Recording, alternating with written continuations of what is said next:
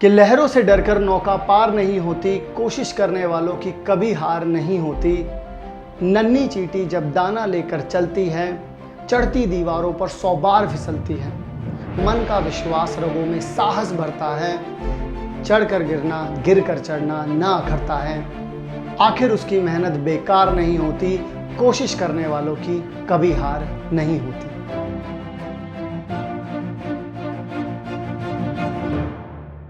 Hello guys, मैं Sachin kelvin institute के YouTube channel पर आप लोगों का स्वागत करता हूं।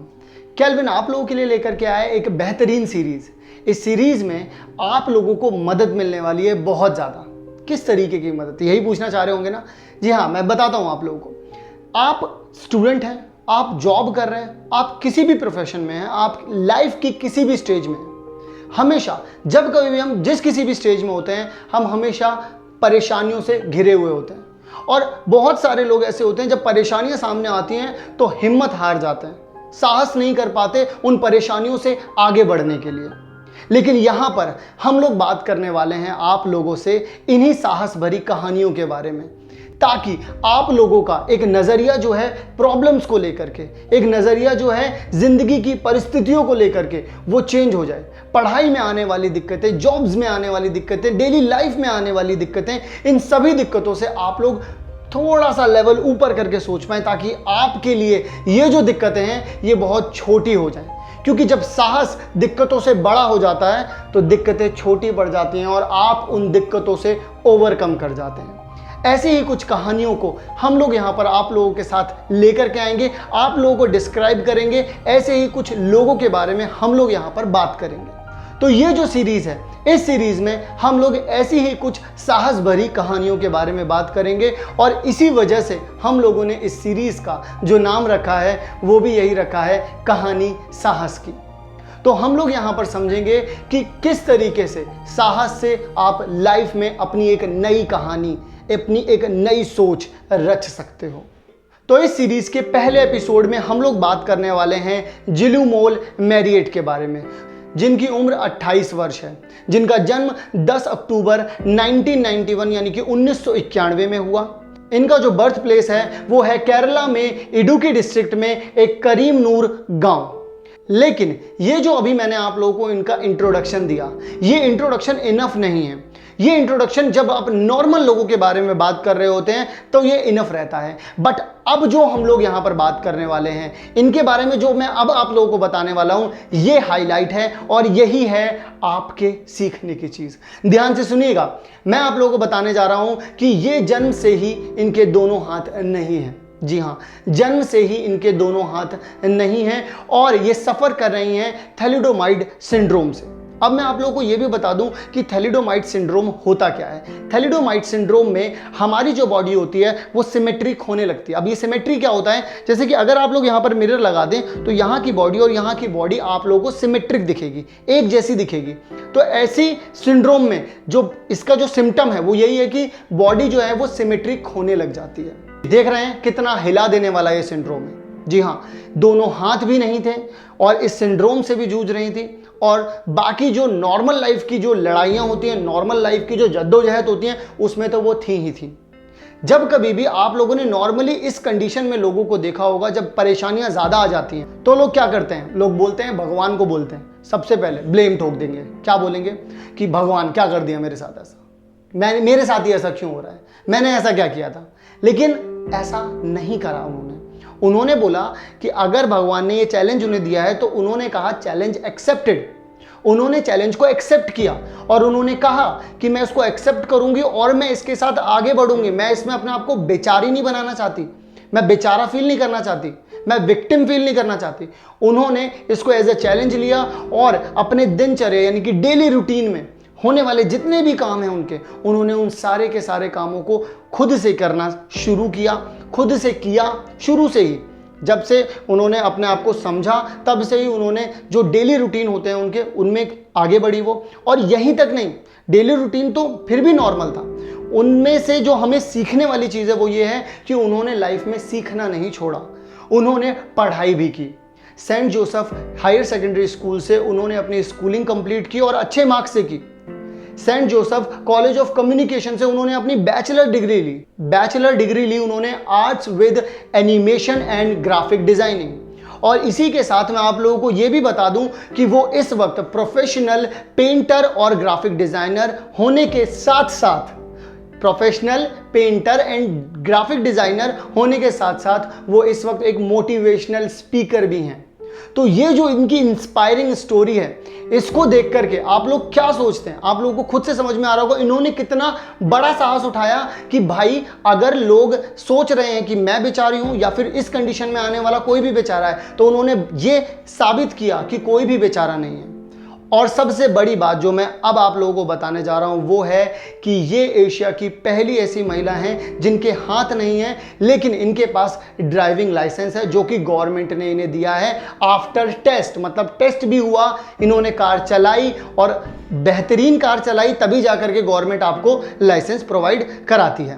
तो आप लोग देख सकते हैं कि इन्होंने अपनी ना ही तो पढ़ाई को छोड़ा, पढ़ाई भी कंप्लीट की, अपना प्रोफेशन यानी जॉब भी कर रही हैं ये, और इसी के साथ साथ एशिया की पहली ऐसी वुमेन है जिनके हाथ ना होने के बाद भी इनके पास एक ड्राइविंग लाइसेंस है। तो आप समझ सकते हैं कि सोच का जो लेवल है वो कितना हाई है, परेशानियां इनके लिए कितनी छोटी होती हैं और आगे बढ़ने का जो जुनून है, जो सपने हैं, वो इनके लिए कितने बड़े हैं। एशिया की पहली ऐसी महिला जिनके पास हाथ नहीं है पर लाइसेंस है, ऐसी महिला बनने तक का ये जो सफ़र था, ये सफ़र कोई आसान सफ़र नहीं था।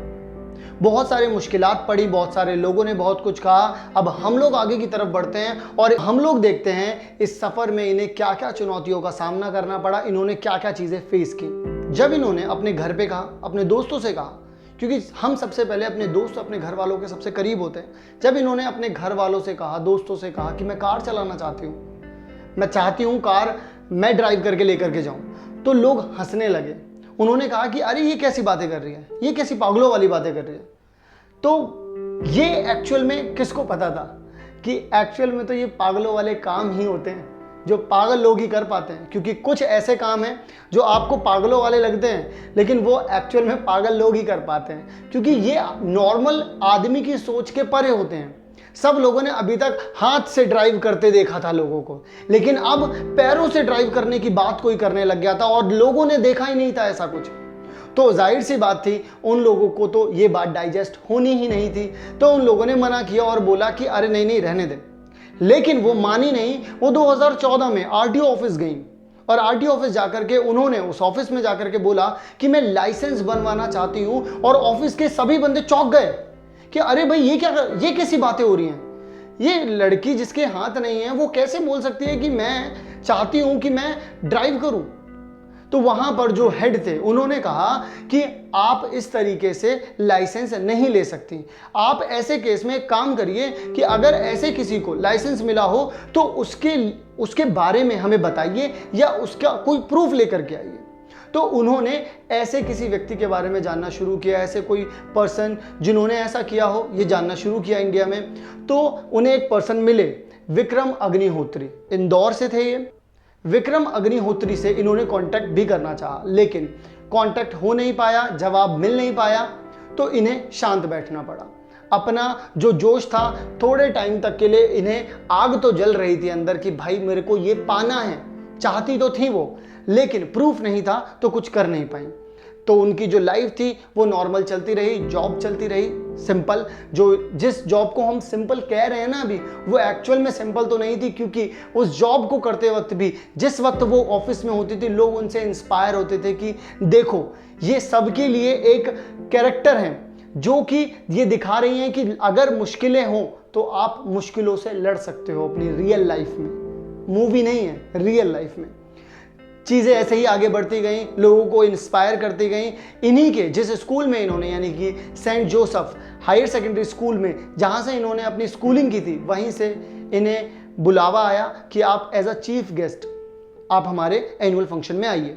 ये वहाँ पर गई। जब ये एनुअल फंक्शन में गई तो वहाँ पर इन्हें स्पीच देने का भी मौका मिला। जब इन्होंने स्पीच दी तो वहाँ पर प्रिंसिपल ने इनसे पूछा कि अब आप आगे लाइफ में क्या करना चाहती हैं। तो इन्होंने बताया अपना जो मन का था, अपना जो सपना था कि मैं ड्राइविंग करना चाहती हूँ, मैं ड्राइविंग लाइसेंस लेना चाहती हूँ, मतलब बिल्कुल ऑथेंटिक जो गवर्नमेंट अलाउड ड्राइविंग है वो मैं करना चाहती हूँ। तब प्रिंसिपल ने इनकी मदद करने की ठानी और प्रिंसिपल ने कांटेक्ट किया एडवोकेट बार काउंसिल को।